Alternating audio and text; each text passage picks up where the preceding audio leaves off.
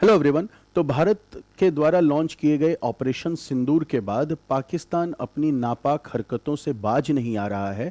पहली बार पाकिस्तान के जो एक तरह से आका वर्ग था, जो वहाँ का टेररिस्ट वर्ग था, उसको करारी चोट पहुंची है। तमाम आतंकवादी जो कुख्यात आतंकवादी थे, उनके परिवारजनों की मृत्यु हुई है, सभी को मालूम है। इसीलिए संभवतः इस समय पाकिस्तान की सेना और वहां का पूरा तंत्र बौखला चुका है और वह सुसाइडल मोड में है। जिस तरह से 2 रातों से वो हमले कर रहे हैं, उससे ये बिल्कुल स्पष्ट हो गया है कि अपना विजडम खो चुके हैं। इसी बीच में वहां के मीडिया चैनल्स दुनिया भर की प्रोपोगेंडा वॉरफेयर कर रहे हैं। भारत के चैनल्स ने भी पर्याप्त जवाब दिया है और इसको भी उसी पिंच ऑफ सॉल्ट से आपको लेना पड़ेगा। इस बात को समझिए कि अगर आप नैरेटिव वॉर में पिछड़ जाएंगे तो फिर न सिर्फ भारत की जनता का मोराल पीछे होगा, बल्कि भारत में भी अगर कुछ विद्रोही तत्व होंगे तो उनका मोराल बढ़ जाएगा और उनको फिर एक नया मनोबल उनका बढ़ जाएगा। आप देख भी रहे होंगे कि इस समय से नो टू वॉर की कैंपेन चल रही है। यह निश्चित रूप से इस बात का द्योतक है कि पाकिस्तान को करारी चोट पहुंची है। तो जो लॉबी जब हमास ने इजराइल पर हमला किया था तो शांत बैठी थी, और इजराइल ने जब हमास पर हमला किया तो एक्टिवेट हो गई थी, कुछ उसी प्रकार की लॉबी इस समय भारत में भी एक्टिवेट है। उसके एजेंडे से सावधान रहिएगा। इसी क्रम में एक जर्मनी का यूट्यूबर है, बड़ा फेमस है, वो भी तमाम तरह का ज्ञान विजडम होल्ड करता है। उसे लगता है कि समस्त भारत सरकार, अजीत डोवाल प्रधानमंत्री, श्री जयशंकर, राजनाथ सिंह मिलिट्री चीफ से ज्यादा विजडम ये व्यक्ति होल्ड करता है। ठीक है। और भारत के एक खास इकोसिस्टम के लिए ये और रविश कुमार दोनों लोग एकदम समझिए कि जो भी बात ये कह देते हैं उसको ये गॉस्पेल ट्रुथ की तरह मानते हैं और अक्षरशः उसी के अकॉर्डिंग इन लोगों का थॉट प्रोसेस बनने लगता है और वो आइडियोलॉजी जगह जगह ट्रांसमिट होती है सोशल मीडिया के दौर में। अभी मैं आपको बताऊं कि कल मैंने एक वीडियो बनाया था कि अगर इस तरह की स्थितियां बढ़ती रहें तो यूपीएससी का प्रीलिम्स पेपर शायद सरकार को सोचना पड़ेगा कि पोस्टपोन करना पड़े। हालांकि ये कोई ज़रूरी बात नहीं है, लेकिन ऐसा हो भी सकता है। और जब मैंने ये वीडियो बनाया तो मेरे तो बहुत कम सब्सक्राइबर हैं और क्लास के दौरान मैं बहुत अधिक इस पर रहता भी नहीं हूँ, लेकिन मेरे वीडियो को देखने के बाद ढेर सारे चैनल्स में प्रीलिम्स से रिलेटेड कि कैसे है, मैंने देखा कि 5-6 घंटे के बाद ये चलने लगा। तो जब भी इस तरह के यूट्यूबर्स, कोई बड़े यूट्यूबर्स जिनके मिलियंस में सब्सक्राइबर बेस है, वो जब भी कोई बात बोलते हैं तो इनका सर्कुलेशन बहुत वाइड है। तो इनकी एक एक बात से हमें सावधान रहना है। 2024 के चुनाव में भी इसके द्वारा फैलाए गए एजेंडे का प्रभाव निश्चित रूप से पड़ा है वोटिंग आउटकम में। तो थोड़ा सा अलर्ट रहें। दूसरी बात, पाकिस्तान के एजेंडे को समझें। इनके हालांकि अभी एक इनकी तरफ से एक पहली बार एक सबमिशन वाली बात आई है जब वहां से डीजीएमओ ने भारत से बातचीत की बात की है, क्योंकि भारत ने मतलब बहुत मैसिव ऑनस्लॉट किया है मिलिट्री बेसिस पर और वहां से एक तरह का ट्रूस का कुछ लगता है कॉल आई है कि भाई इसको शांत किया जाए। खैर, इस पर बाद में बात करेंगे।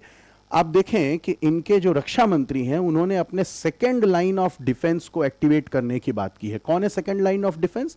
मदरसा में पढ़ने वाले बच्चे। तो आर्मी, चूंकि पाकिस्तान की आर्मी लड़ने के सिवाय सारे काम करती है। ये इंडस्ट्रीज चलाते हैं, ये जमीन खरीद फरोख्त में काम इनका इन्वॉल्वमेंट है, ये दुनिया भर के थाने मैनेज करते हैं, ये पॉलिटिक्स मैनेज करते हैं, कहां किस डिपार्टमेंट को कितना पैसा मिलेगा ये सारा ये लोग डिसाइड करेंगे। प्रधानमंत्री बनेगा कौन ये डिसाइड करेंगे। मदरसा कहां चलेगा, कैसे चलेगा, आतंकवादी कितने रिक्रूट होने हैं, क्या है, ये सारा काम करेंगे। ये खुद नहीं लड़ेंगे, लेकिन इन बच्चों को जो जिनको ये खुद बोल रहे हैं सेकेंड लाइन ऑफ डिफेंस, उनको ये ट्रेन करेंगे और उनको आतंकवादी बनाकर भारत में भेजेंगे। तो लड़ने का काम तो ये करते नहीं है। यही कारण है कि अब ये वहां भी पिछड़ रहे हैं। सोचिए, सेना नहीं लड़ना चाह रही है और बच्चों को मदरसा में पढ़ने वाले ये लड़ाएंगे।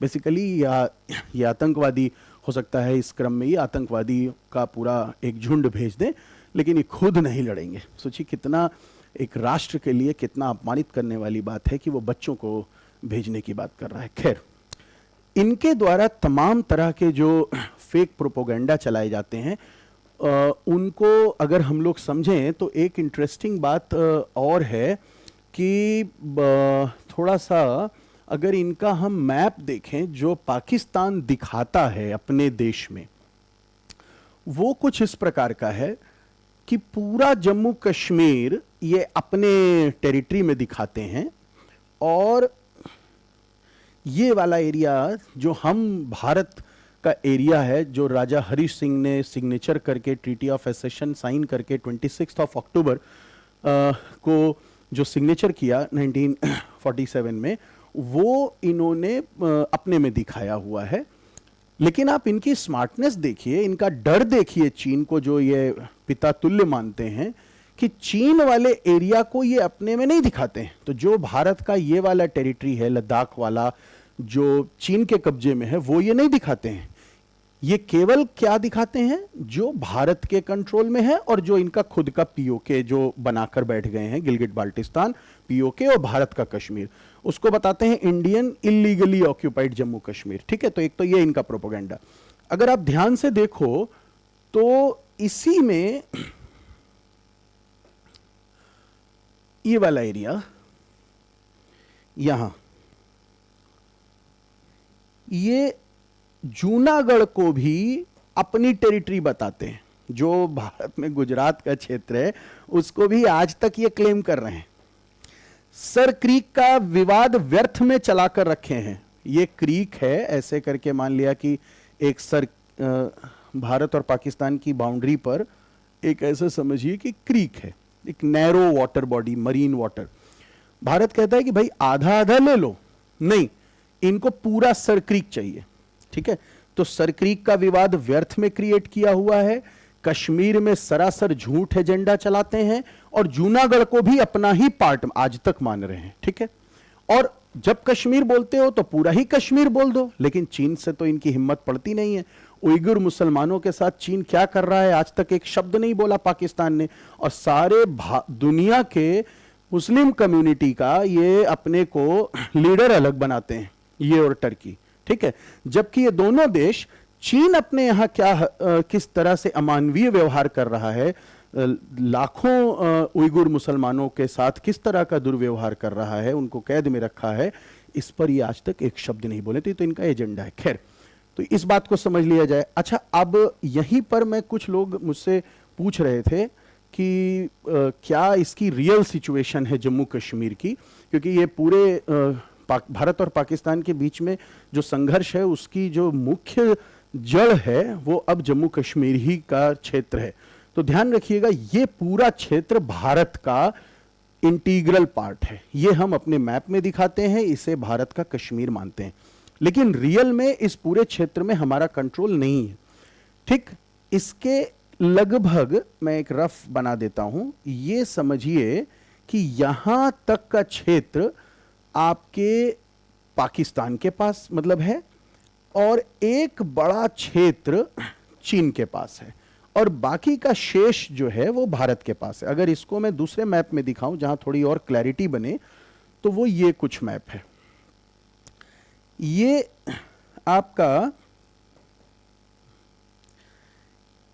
यहां से ये पूरा एलओसी है। This is LOC, line of control, जो शिमला अग्रीमेंट 1972 में हम लोगों ने मान लिया था युद्ध के बाद 71 के। ठीक है, इसको आप ये समझो कि एलओसी इंटरनेशनल बाउंड्री तो नहीं है, लेकिन लगभग इंटरनेशनल बाउंड्री की तरह दोनों देश इसको ट्रीट करते हैं एज पर शिमला अग्रीमेंट, यानी कि इसकी एक अपनी सैंक्टिटी है।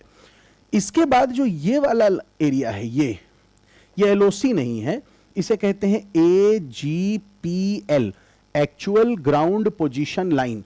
भारत ने जब सियाचिन ग्लेशियर पर कब्जा कर लिया, ऑपरेशन मेघदूत, इंदिरा गांधी उस समय पीएम थी, और इन्होंने प्रीएम्प्टिव एक तरह से लॉन्च किया, क्योंकि इनको पता चला कि शायद सियाचिन पर कंट्रोल होने वाला है पाकिस्तान का। तो भारत की सेना पहुंच गई और उसने ऑपरेशन मेघदूत करके सियाचिन ग्लेशियर की ऊंचाई पर कंट्रोल कर लिया। तो ये वाला जो एरिया है वो AGPL है, it is not part of LOC, और ये सियाचिन को लेकर डिस्प्यूट भी है। खैर, तो भारत का जो कंट्रोल है वो यहां से लेकर ये ये और उसके बाद ये वाली जो लाइन आप देख रहे हो, ये वाला एरिया कहलाता है LAC, यानी लाइन ऑफ एक्चुअल कंट्रोल। ये चीन वाला, जो चीन ने जो इलीगली ऑक्यूपाई किया है हमारा लद्दाख वाला रीजन, ये वो क्षेत्र है और इनके बीच में यहां सेना रहती है हमारी और चीन की। ठीक है, तो 1962 में चीन ने इतना एरिया कब्जा कर लिया। ये एरिया LOC का है 1972 का। अब ये 1947 वाली वॉर का ही लगभग है। कुछ एरिया हम लोग जो जीते थे 65 के वॉर में, 71 के वॉर में, वो भी हम लोगों ने थोड़ा बहुत वापस कर दिया। ठीक है, तो अच्छा एक बात और, ये वाला क्षेत्र को भी ये क्लेम नहीं करते हैं पाकिस्तानी, इसे कहते हैं साक्शगाम वैली। इसका क्या नाम है? साक्शगाम वैली। साक्शगाम वैली, साक्शगाम नाम की एक रिवर है जो आगे सेंट्रल एशिया की एक रिवर है यारकंद, उसकी ट्रिब्यूटरी है, और यहां पर काराकोरम रेंज है।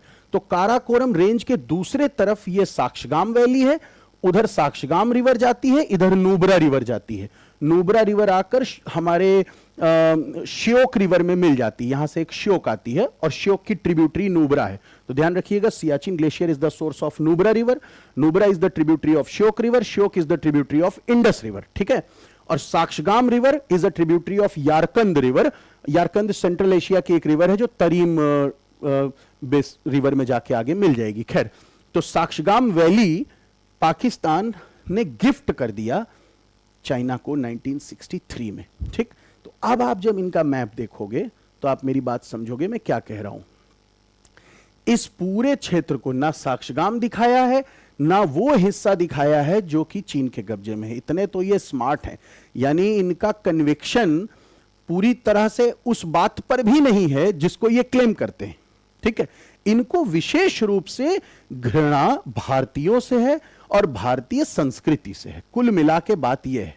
ठीक है, अच्छा अब ये जो एक और बात चल रही है, रोज कल से न्यूज आ रही है कि भारत की तरफ इनकी आर्मी मूव कर रही है। तो चूंकि ये हवाई मार्ग से तो कोई हमला कर नहीं पा रहे हैं, इंडिया का एयर डिफेंस सिस्टम बिल्कुल स्पॉट ऑन है। तो अब ये चाह रहे हैं कि इधर जैसलमेर, इन पंजाब एरियाज में तो हो सकता है कि चांस नहीं है, लेकिन कम से कम इस एरिया में, राजस्थान में और इधर एरिया में ये हमला स्टार्ट करें, जम्मू और कश्मीर के क्षेत्र में। ठीक है, अब मान लिया कि ये सेना इनकी इस एरियाज में आना स्टार्ट करेगी, तो एक तो हमारे पास आजकल एक ट्रिगर आ गया है, जब मर्जी होगी हम नदी में पानी एक्स्ट्रा छोड़ देंगे, तो वो तो रिलैक्स रहें। दूसरी बात, इनकी सेना इधर जैसे ही आएगी वैसे ही जो बलूच हैं इन एरियाज में, जो कि आपके समझिए कि दक्षिणी अफगानिस्तान वाले एरियाज से ये अटैक कर रहे हैं, और ये पूरा बलूचिस्तान जो इनका एरिया वाइज सबसे बड़ा प्रोविंस है, मिनरल वाइज भी सबसे बड़ा प्रोविंस है, यानी इनके पास जबरदस्त मिनरल रिसोर्सेज हैं। और इन एरियाज में ये सीपेक बनाकर, ग्वादर यहां एक पोर्ट है जो चीन ने, तो चीन का बड़ा हस्तक्षेप हो गया है। तो न सिर्फ बलूचियों का नाराजगी चीन से, सॉरी पाकिस्तान से है, बल्कि चीन से भी है। तो इन एरियाज पर ये हमला करेंगे। कई बार ये इनके, अभी कल परसों में आपने वीडियो भी देखा होगा कि मिलिट्री वेसल्स को मार दिया है, 15, 20, 14, ये सब लगातार हर 4-5 दिन पे आपको सुनने को आएगा कि इतने सैनिक मार दिए गए। बहुत एक इंपॉर्टेंट बात है कि केवल मिलिट्री उसको पर्सनल को टारगेट कर रहे हैं, सिविलियंस को नहीं कर रहे हैं। अच्छा, दूसरा ये इनका एक बड़ा इंपॉर्टेंट प्रोविंस है खैबर पख्तूनवा। तो खैबर पख्तूनवा का जो सदर्न पार्ट है, इसे कहते हैं सदर्न वजीरिस्तान। यहां एक फैक्शन एक्टिव है, TTP यानी तहरीके तालिबान पाकिस्तान। ये अफगानिस्तान के तालिबान का एक विंग है, तहरीके तालिबान पाकिस्तान। और ये भी अभी कल इन्होंने भी पाकिस्तान के करीब 20 लोगों को निपटाया है। यहां ध्यान से देखिए, TTP and Baloch fighters also draw Pakistan army blood, kill 25। तो ये तरह तमाम न्यूज आ रही है, और ये है तहरीके तालिबान पाकिस्तान। ध्यान रखिएगा, तहरीके तालिबान पाकिस्तान ने कह दिया है कि यह युद्ध इस्लाम के विरुद्ध युद्ध नहीं है। तालिबान ने यह कह दिया है कि यह युद्ध इस्लाम के विरुद्ध नहीं है, यह युद्ध पंजाब के मुसलमानों और भारत के विरुद्ध है, सिर्फ और सिर्फ। और इससे यानी पंजाब के जो सुन्नी मुसलमान है, बेसिकली पंजाब के ही लोग इन पूरे एरियाज पर एक तरह से होल्ड रखते हैं। न सिंध का विकास है, न बलूचिस्तान का है, न खैबर पख्तूनवा का है, ना ही तथाकथित आजाद कश्मीर का है। जो भी कुछ है वो इनकी आर्मी है। आर्मी में ज्यादातर लोग पंजाबी सुन्नी मुसलमान हैं, और बाकी ब्यूरोक्रेसी, पॉलिटिक्स, सब जगह यही लोग हैं। जो दोनों आप पार्टियां देखते हैं सब इन्हीं एरियाज की पार्टियां हैं। तो तहरीके तालिबान पाकिस्तान इनकी मदद नहीं कर रहा, उनका उल्टा इनको मारेगा, कंट्रोल करेगा। वजीरिस्तान वाला क्षेत्र, बलूचिस्तान वाले क्षेत्र में बड़े आसानी से इन पार्टीज का या इन मिलिट्री विंग्स का कंट्रोल हो सकता है जैसे ही इनकी आर्मी का मूवमेंट स्टार्ट होगा इंडिया की तरफ। और यही कारण है कि अभी तक इनकी हिम्मत पड़ नहीं पा रही है। असल प्रेशर इधर से है। भारत तो चाह रहा है कि आप अपनी आर्मी मूव करें ताकि हम अपने इन चैनल्स को एक्टिवेट कराएं। और ध्यान रखिएगा, ये अरेबियन सी है, यहां से, इन एरिया से, कराची ये बंदरगाह है, यहां भी हम लोगों ने कुछ हमले किए हैं। तो यहां भी इंडियन नेवी है, यहां बलूच हैं, यहां तहरीके तालिबान है। ये इधर मूव किए नहीं कि इधर से पाकिस्तान पर मेजर अटैक होने वाला है। तो निश्चिंत रहिए,